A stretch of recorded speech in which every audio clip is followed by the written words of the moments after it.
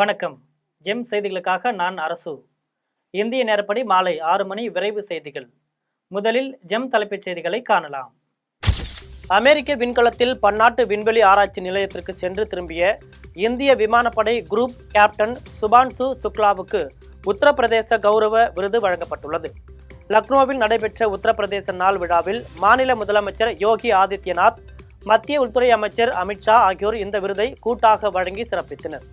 விண்வெளித்துறையிலும் புத்தாக்கத்திலும் அவரின் பங்களிப்புக்காக இந்த விருது வழங்கப்பட்டுள்ளதாக தெரிவிக்கப்பட்டுள்ளது.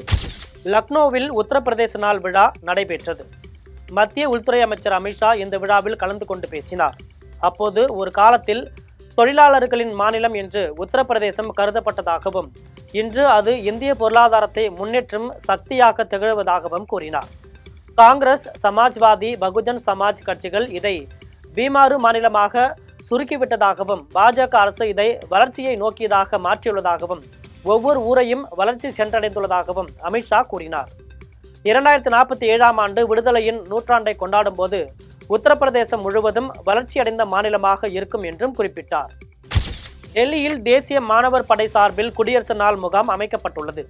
இந்த முகாமில் விடுதலை போராட்ட காட்சிகள், நாட்டின் பொருளாதார வளர்ச்சிக்கு மேற்கொண்டுள்ள திட்டங்கள், வேற்றுமையில் ஒற்றுமை காட்டும் பண்பாட்டு கூறுகள் ஆகியவற்றை பற்றி படங்களையும் வண்ண கோலங்களையும் வரைந்துள்ளனர். இதை பாதுகாப்புத்துறை அமைச்சர் ராஜ்நாத் சிங் பார்வையிட்டு தேசிய மாணவர் படையினரின் விளக்கங்களை கேட்டறிந்தார். தமிழக வெற்றிக் கழகத்திற்கு தேர்தல் ஆணையம் விசில் சின்னம் அறிவித்துள்ளது. இதை கொண்டாடும் வகையில் கோவையில் தாவேகா நிர்வாகிகள் சார்பில் சுவர் ஒட்டிகள் ஒட்டப்பட்டுள்ளன. இந்த சுவர் ஒட்டிகள் அனைவரின் கவனத்தையும் ஈர்த்து வருகின்றன. ராமநாதபுரம் மாவட்ட காங்கிரஸ் தலைவராக ராஜாராம் பாண்டியன் நியமிக்கப்பட்டுள்ளார். இதையொட்டி அவரது அலுவலகத்தில் அவருக்கு இனிப்புகள் வழங்கி சால்வை அணிவித்து வாழ்த்து கூறினர். இதில் மாவட்ட, நகர, ஒன்றிய, கிளை, பேரூர் நிர்வாகிகள் கலந்து கொண்டனர். திருச்சி மாவட்டத்தில் 77வது குடியரசு நாளையொட்டி 3 நாள் மிதிவண்டியில் சென்று சுற்றுச்சூழலை குறித்து விழிப்புணர்வு ஏற்படுத்துகின்றனர். இந்த 3 நாள் பயணத்தில் 10 பெண்கள், 2 சிறுவர்கள் உட்பட 40 பேர் கலந்து கொண்டனர்.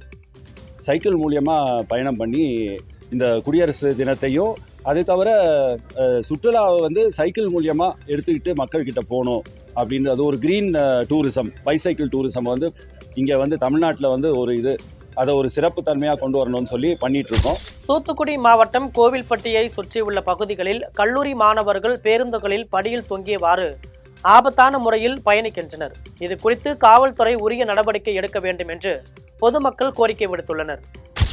வேலூர் மாவட்டம் குடியாத்தம் சரக்குப்பத்தில் உள்ள அரசு பள்ளியில் லைன்ஸ் சங்கம் சார்பில் மாணவர்களுக்கு அடையாள அட்டை வழங்கும் நிகழ்ச்சி நடைபெற்றது.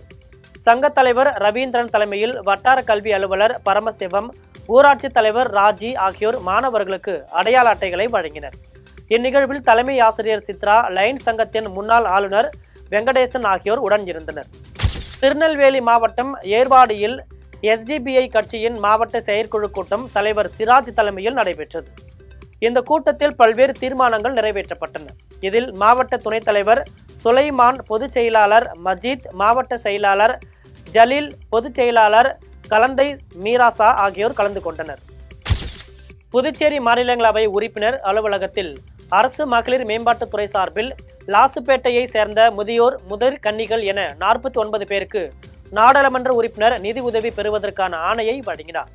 இதில் பாஜக அனைத்து மண்டல நிர்வாகிகள், அரசு துறை சார்ந்த அலுவலர்கள் ஆகியோர் கலந்து கொண்டனர். திருவள்ளூர் மாவட்டம் அத்திப்பட்டில் இந்திய தேசிய அப்போஸ்தல பேராயம் வடசென்னை மறை மாவட்டம் சார்பில் முப்பெரும் விழா நடைபெற்றது.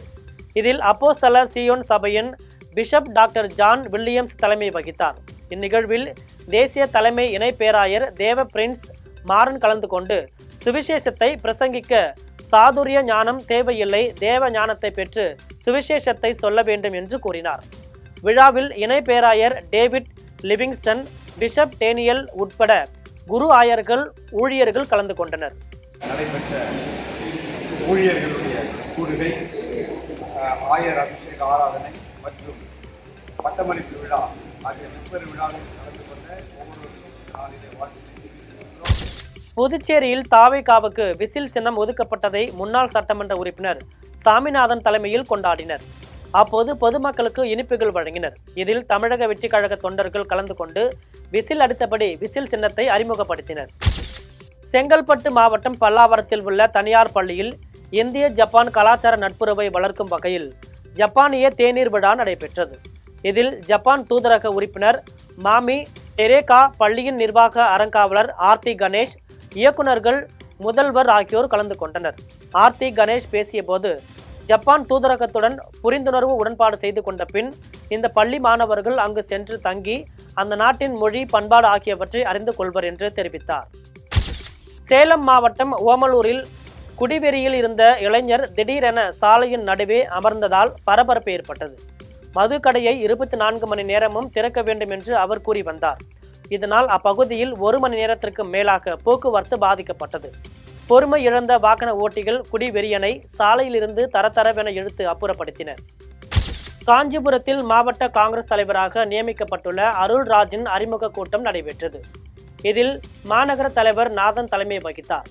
இந்நிகழ்வில் முன்னாள் மாவட்ட தலைவர் மதியழகன், துணை மேயர் குமரகுருநாதன், பத்மநாபன், காங்கிரஸ் நிர்வாகிகள் கலந்து கொண்டனர்.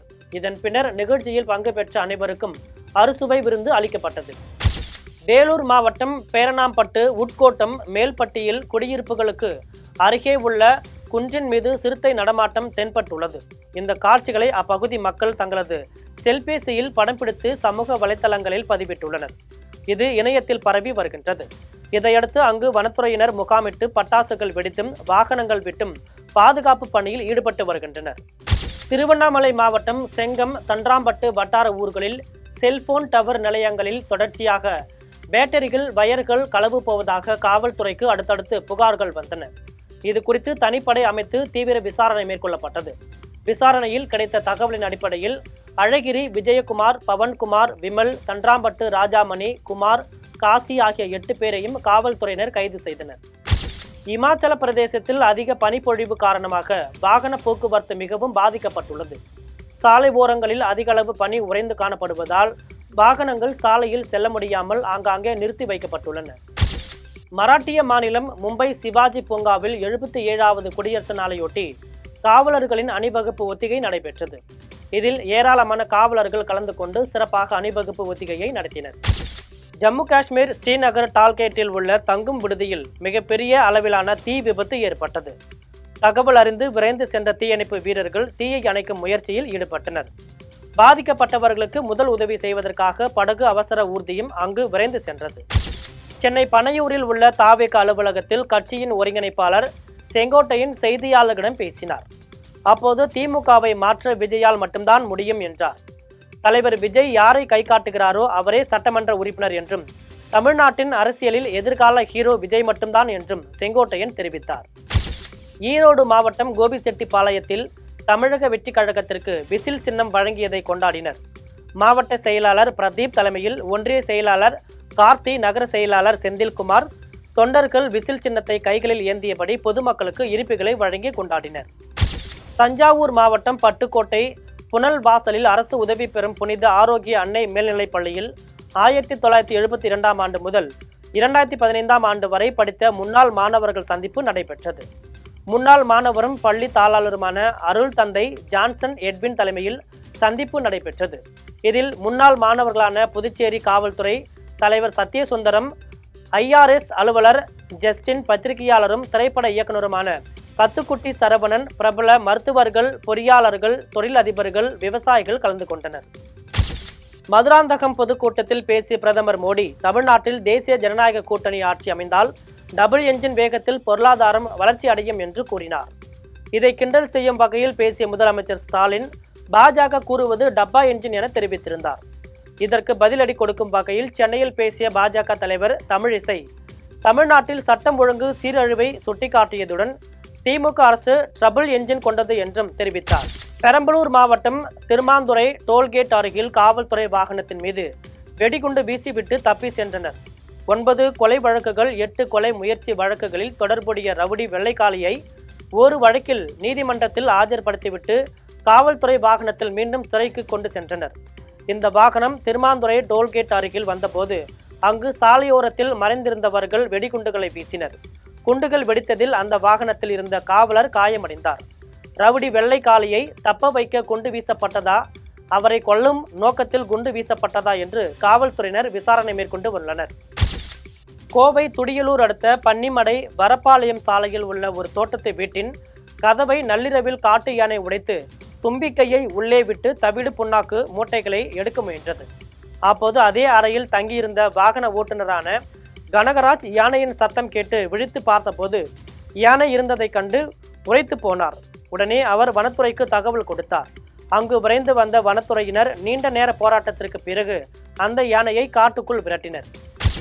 தேனி மாவட்ட இந்து மக்கள் கட்சி சார்பில் மாநில துணைத் தலைவர் குரு ஐயப்பன் தலைமையில் தமிழகத்தில் மும்மொழி திட்டத்தை செயல்படுத்த வேண்டும், 3ஆம் மொழியாக ஹிந்தி படிக்க விரும்பும் பள்ளி கல்லூரி மாணவர்களுக்கு தமிழக அரசு அதற்கான வசதிகளை செய்து கொடுக்க வேண்டும் என்று வலியுறுத்தி முதலமைச்சர் ஸ்டாலினுக்கு கடிதம் அனுப்பி வைத்தனர். காஞ்சிபுரம் மாவட்டம் குன்றத்தூர், மணஞ்சேரி, திருமுடிவாக்கம், மலையம்பாக்கம் சாலை, நந்தம்பாக்கம் சாலை ஆகிய இடங்களில் சட்டவிரோதமாக சாராயம் விற்பதாக புகார் எழுந்துள்ளது. குடிக்காரர்கள் சாராயத்தை வாங்கி குடித்துவிட்டு காலையிலேயே சாலை ஓரத்தில் மயங்கி கிடக்கின்றனர். இதனால் சட்டவிரோத மது விற்பனையை தடுக்க வேண்டும் என சமூக ஆர்வலர்களும் பொதுமக்களும் கோரிக்கை விடுத்துள்ளனர்.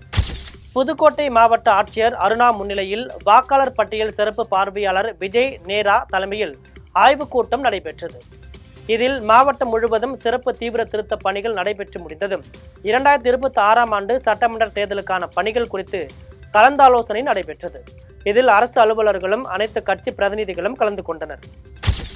நாகர்கோவில் சுங்கான்கடை ஐயப்பா மகளிர் கல்லூரி மாணவிகளுக்கு நீர் விபத்து குறித்து தீயணைப்புத்துறை, தனியார் மருத்துவமனை மருத்துவ குழுவினர், நாட்டு நலப் பணித்திட்ட மாணவிகள் சார்பில் விழிப்புணர்வு பயிற்சி முகாம் நடைபெற்றது.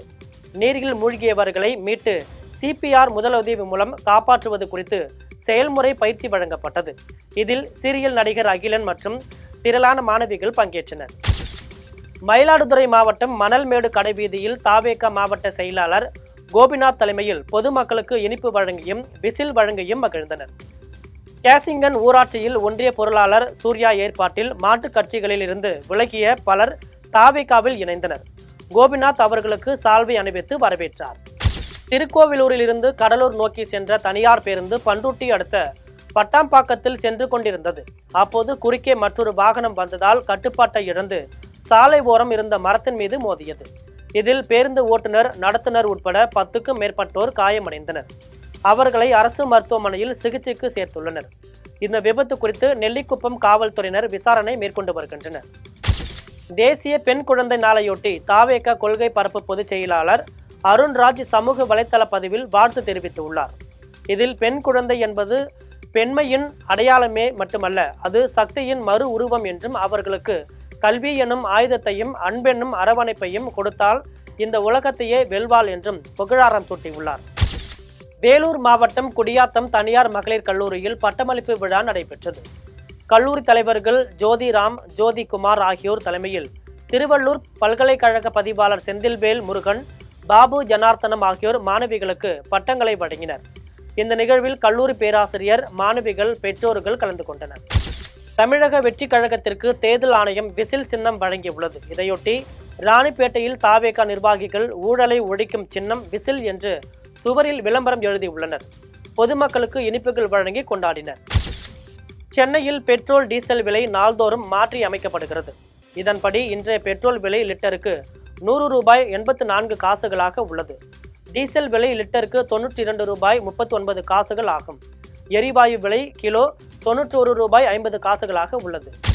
கடலூர் மாவட்டம் ஆல்பேட்டையில் கட்டுப்பாட்டை இழந்த தனியார் பேருந்து சோதனை சாவடி மீது மோதியது. இதில் பள்ளி மாணவர்கள் உட்பட 40க்கும் மேற்பட்டோர் படுகாயமடைந்தனர்.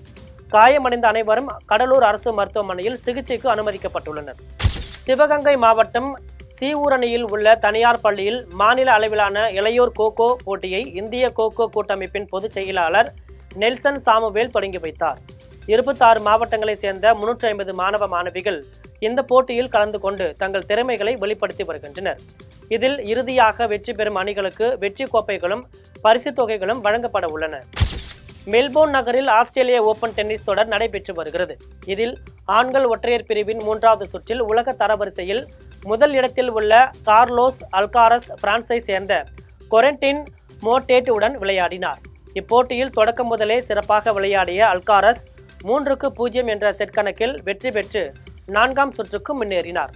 அல்காரஸ் 4ஆம் சுற்றில் அமெரிக்காவை சேர்ந்த டாமி பால்வுடன் விளையாட உள்ளார். தூத்துக்குடி மாவட்டம் கோவில்பட்டியில் 77வது குடியரசு நாளை முன்னிட்டு அசோக விளையாட்டுக் கழகம் சார்பில் தென் மாவட்ட அளவிலான யோகாசன போட்டி நடைபெற்றது. இதில் பள்ளி மாணவர்கள் 300க்கும் மேற்பட்டோர் கலந்து கொண்டு யோகாசனங்கள் செய்து அசத்தினர். இயற்கை மருத்துவர் திருமுருகன், ரோட்டரி கிளப் நிர்வாகி விநாயகா ரமேஷ், கருத்துரிமை பாதுகாப்பு கூட்டமைப்பு நிர்வாகி தமிழரசன் ஆகியோர் வெற்றி பெற்ற மாணவர்களுக்கு பரிசுகளை வழங்கினார். குஜராத் மாநிலம் வதோதராவில் 4வது சீசன் மகளிர் பிரீமியர் லீக் 20 ஓவர் கிரிக்கெட் போட்டி நடந்து வருகிறது. இதில் 15வது லீக் போட்டியில் பெங்களூர், டெல்லி அணிகள் மோதுகின்றன. போட்டியில் பெங்களூர் அணியின் கேப்டன் ஸ்மிருதி மந்தனா தலைமையிலான வீராங்கனைகளும், டெல்லி அணியின் கேப்டன் ஜெமிமா ரோட்ரிக்ஸ் தலைமையிலான வீராங்கனைகளும் பங்கேற்கின்றனர்.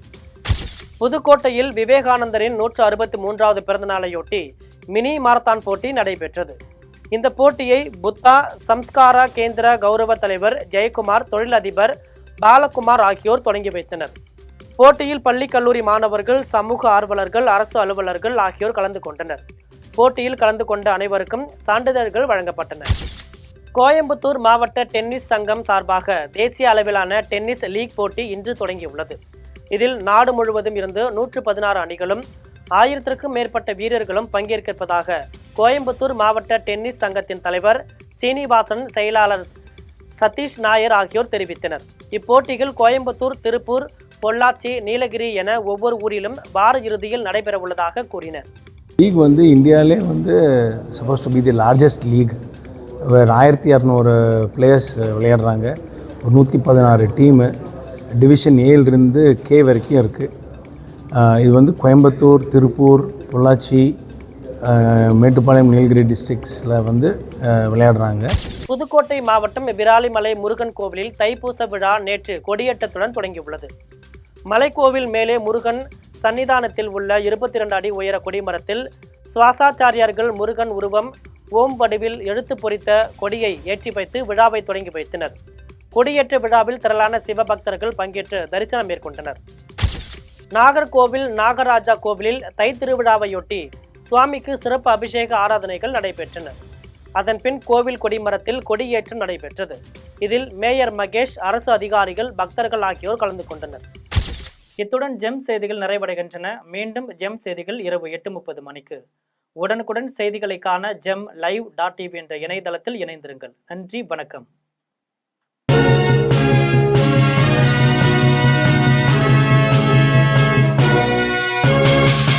உடனுக்குடன் அப்டேட் தெரிந்து கொள்ள ஜெம் டிவி தமிழ் ஆப்பை இன்ஸ்டால் செய்யவும்.